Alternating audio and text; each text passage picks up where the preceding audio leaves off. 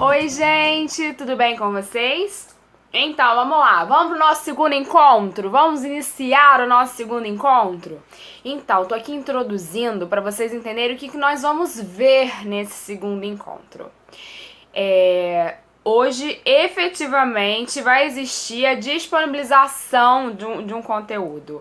Hoje eu vou disponibilizar para vocês uma aula de uma reunião que tive com os corretores de imóveis interessados na Usucapião Extrajudicial e muito preocupados com essa aula, nesse momento dessa aula, até por isso abordei este tema, tá?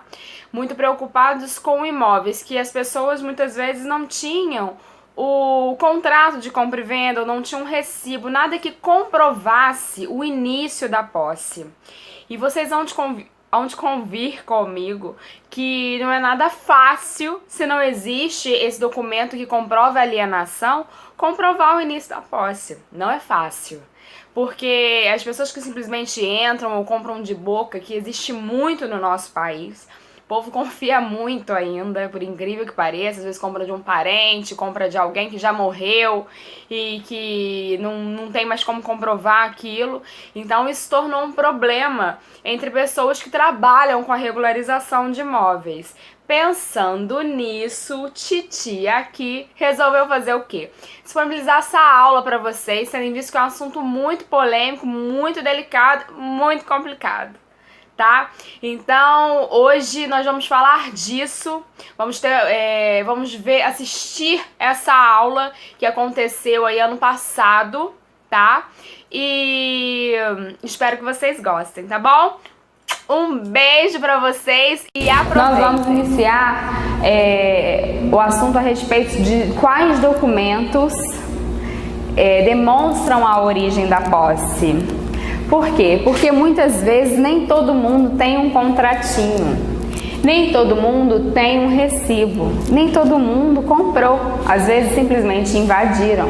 No caso da Usucapião Extraordinária, existe essa possibilidade de invasão, não existe necessidade de boa-fé, não existe, são outros requisitos. Então, como existe essa variação de requisitos e de modalidades, é necessário que existam também uma variação de documentos para comprovar esse início da posse, ok? Então, eu tenho até um caso que eu acho interessante contar antes da gente dar início a esse procedimento.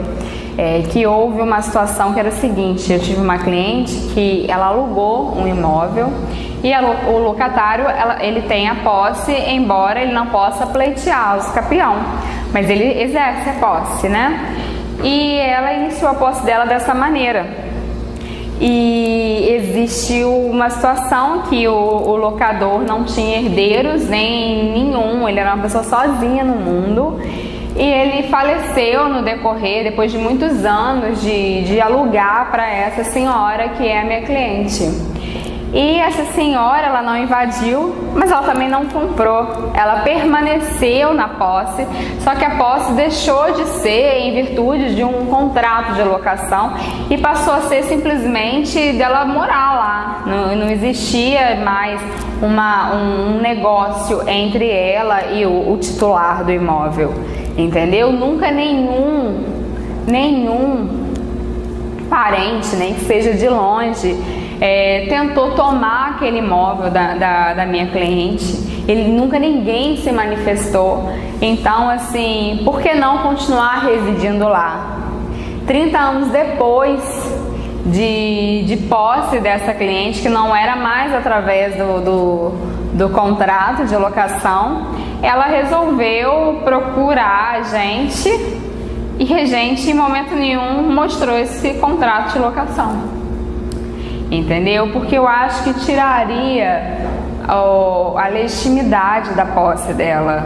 Eles iam achar que, sei lá, a tabeliã também achou por bem não apresentar esse documento. Então a gente começou a mostrar com parcelamento de dívida, de IPTU como é que chama? Na prefeitura, ela tem inúmeros. A gente pegou o primeiro para marcar o início da posse, já que ela pagou certinho. Então, naqueles anos que ela pagou, o primeiro ano marca o início da posse da minha cliente. Então, eu utilizei assim. Nem sempre vai existir um contrato de compra e venda, nem sempre vai existir um contrato de cessão de direitos. Às vezes você vai ter que colocar a sua criatividade para funcionar, porque a vida não é linear. Se fosse linear, cada um resolvia o seu problema, entendeu? Se fosse fácil, cada um resolvia o seu problema. Então, neste caso, a gente usou o parcelamento. Mas pode ter um outro caso que você vai utilizar um outro documento. Lembrando sempre que é muito importante usar documentos que sejam oficiais, entendeu? Porque documentos oficiais dão mais força ao procedimento, ok? Então agora eu vou começar a falar a respeito de documentos que são mais utilizados, mas isso não vai te isentar de pensar em documentos inusitados para apresentar. Eu já apresentei com carta de SPC, entendeu? Para demonstrar a origem da posse. Então assim, vale também. É lindo? Não. Quem quer mostrar que tem um nome sujo? Ninguém. Mas por que não? Por que não se vai ajudar? Entendeu? Então assim, deixe sua criatividade solta para você conseguir comprovar e ajudar o seu cliente, ok? Então vamos lá, gente. Então vamos pensar primeiro no que se refere à origem. Origem. Quais documentos que vão demonstrar a origem? Quais documentos? Normalmente, tá? Vou falar primeiro do que é comum, depois do que é inusitado. Contratos de compra e venda, recibos, promissórias,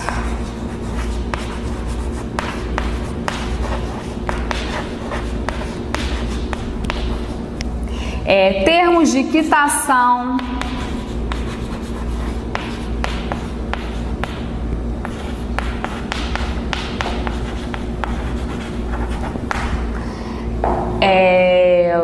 mais o que? Deixa eu pensar. Declarações,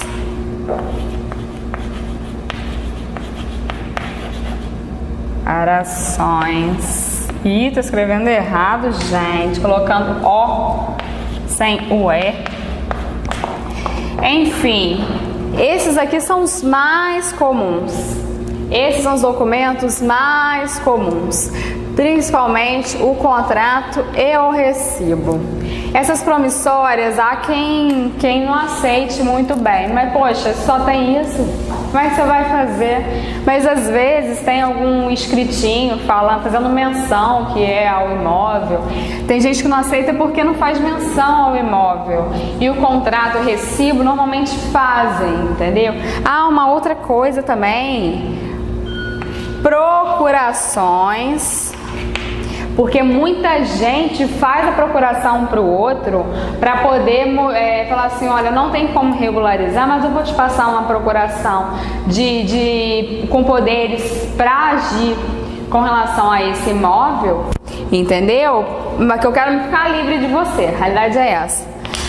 Pasmem, escrituras, tem muita escritura que não registra, tem muita escritura que não é registrável. Escritura não é título assim que dê a propriedade, que determine propriedade, não. Assim como a ata não determina a propriedade, a escritura também não, nem sempre. É preciso de registro para se conseguir e nem sempre a escritura é registrável, tá ok? Depende de algum ato anterior, assim. Então, ela também está aqui como documento que possa comprovar essa origem. E também existem muitas escrituras de promessa de compra e venda, de escritura de cessão de direitos hereditários que dependem de outras coisas para que de fato possa configurar a propriedade, entendeu? Então, assim, não é definitiva, tá? Eu vou apagar aqui que agora eu vou falar de outros quando não existe essa comprovação da alienação. Quando não existe essa alienação, como a gente vai poder comprovar essa posse, tá? A origem dessa posse. Como que a gente poderia fazer isso? É difícil? É um horror, para te falar a verdade. Porque é bom fazer o que é básico, né? Fazer o que é fácil. Mas nem sempre, aliás, nunca a vida é fácil. Então, outra coisa que a gente pode, o que a gente pode de inusitado, o que a gente pode comprovar a origem da posse, qual documento que comprovaria a origem da posse, quando não a posse não se inicia com uma alienação. Pagamento de IPTU é o primeiro de todos, tá? Pagamento de IPTU, primeiro. Mas tem gente que não paga em dia, né? Então, um parcelamento de IPTU. Mas o que é o pagamento do parcelamento ou requerimento? Eu acredito que o que comprova de fato a origem é a data do requerimento, porque no momento que a pessoa se dispôs a se dirigir à prefeitura para poder requerer um parcelamento de alguma coisa, ela já iniciou ali a posse, entendeu? Porque a gente só pensa em pagar depois que entra, ninguém pensa em pagar antes, ninguém faz nada antes, faz depois. Então, a data para mim que vale é a data do requerimento, mas pode ser que você não tenha o requerimento, então se utiliza do pagamento mesmo. Documentos, dar prioridade a documentos oficiais, tá, gente? Não documentos assim com pouca força, não, que não saem de órgãos assim. É importante que sejam documentos oficiais. Tá? Isso significa que uma foto não vai comprovar também, mas tem menos peso, ok? Vamos pensar aqui outro documento que possa comprovar a origem da posse. Um pedido de ligação de luz, de energia de luz, olha, de ligação de energia ou de água, entendeu? De energia elétrica ou água. Isso também comprova bastante o início da posse. Mas se você não tiver esse pedido, uma conta bem antiga de água e de luz também pode comprovar a posse, entendeu? A conta de energia também comprova. Mas tem que ser lá perto da época que se iniciou a posse, senão te prejudica, entendeu? Vamos lá, mas o que, gente? Existem, às vezes, uns vídeos antigos que tem aquela datazinha, também aqueles vídeos também conseguem comprovar. Então, faz necessário que você faça uma ata, tabelião vendo esse vídeo e vendo a data. Isso também comprova, mostrando o imóvel e tal. E é preciso que depois ele faça uma diligência para poder comprovar que aquele vídeo ou uma foto que tem alguma coisa assim com data, não sei se existe, é preciso que depois ele faça diligência para ele comparar se trata mesmo daquele imóvel. Eu tenho a minha funcionária, ela estava com um pedido de escapeamento judicial do imóvel dela, e porque também é através de contrato, e ela tem uma foto antiga que tem, ela tem uma gravação antiga que tem essa data, e ela está fazendo justamente isso, pedindo que se converta em ata para poder usar como prova, entendeu? No caso dela, de continuidade da posse. Ela é criança, inclusive, agora ela já é mãe de uma menina grande.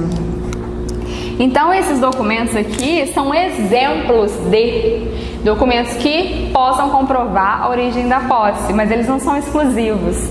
Existe também, por exemplo, documento de carro. Documento de carro vem a data, vem o endereço, vem o nome do proprietário do carro. Ele pode comprovar. Contas de cartão de crédito, contas de telefone antiga, entendeu? Antigamente tinha mais fixo, então contas de telefone fixo. Então são vários documentos que podem comprovar essa origem da posse. E isso, como falei, você vai se adequar a cada situação, porque tem cliente que não tem nada, entendeu? Mas se tudo der errado com relação a documentos, eu sou muito a favor de recorrer à testemunha e ver o que vai dar, porque se você não tem documento para provar, vai ter que ser uma prova testemunhal mesmo. Aí é interessante até que seja bem mais de uma, entendeu? E principalmente se essa testemunha for o confrontante, entendeu? Então vamos lá, gente. Esses são os documentos que comprovariam a origem. Agora vamos falar de continuidade da posse. O que seria a continuidade da posse? Seria que você não simplesmente entrou ali e foi embora, deixou a casa abandonada e resolveu voltar agora pedindo os seus direitos. Então você tem que comprovar que você não só teve origem, mas que teve a continuidade. Principalmente, você vai comprovar isso com as contas de consumo em geral. Todas essas que eu falei anteriormente, quando eu falava que serviriam para a origem, elas servem para a continuidade, ok? Contas de consumo. Outra coisa, fotos em diferentes épocas da vida. Você vai mostrar que são diferentes épocas, porque você com certeza envelheceu, seu cliente com certeza envelheceu, com certeza mudou de cabelo ou perdeu o cabelo. Então você vai conseguir comprovar que foram em diferentes épocas. Outra coisa, as mesmas coisas que servem para a origem servem para aqui.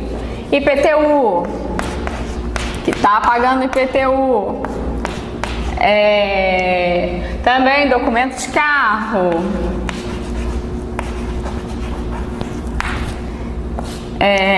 Também cartinha de SPC, espero que seu cliente não tenha, mas também serve.